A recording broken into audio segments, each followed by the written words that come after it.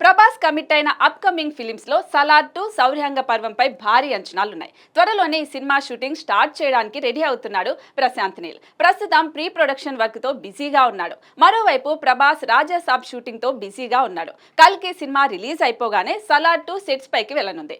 ఈ నేపథ్యంలో మరో కొత్త హీరోయిన్ కాన్సార్ వరల్డ్ లోకి అడుగు పెట్టబోతుందనే న్యూస్ ఇప్పుడు వైరల్ అవుతోంది. సలార్ సినిమాలో శృతి హాసన్ హీరోయిన్ గా నటిస్తున్న సంగతి తెలిసిందే. పార్ట్ 1 ఫస్ట్ హాఫ్ అంతా శృతి క్యారెక్టర్ చుట్టే కథ నడుస్తుంది. కానీ ప్రభాస్ తో రొమాన్స్ సీన్స్ మాత్రం పడలేదు. దీంతో సౌర్యాంగ పర్వంలో మరో హీరోయిన్ కి ఛాన్స్ ఉందని తెలుస్తుంది. ఈ నేపథ్యంలో బాలీవుడ్ బ్యూటీ కియారా అద్వానీని సంప్రదిస్తున్నారంటూ వార్తలు వినిపిస్తున్నాయి.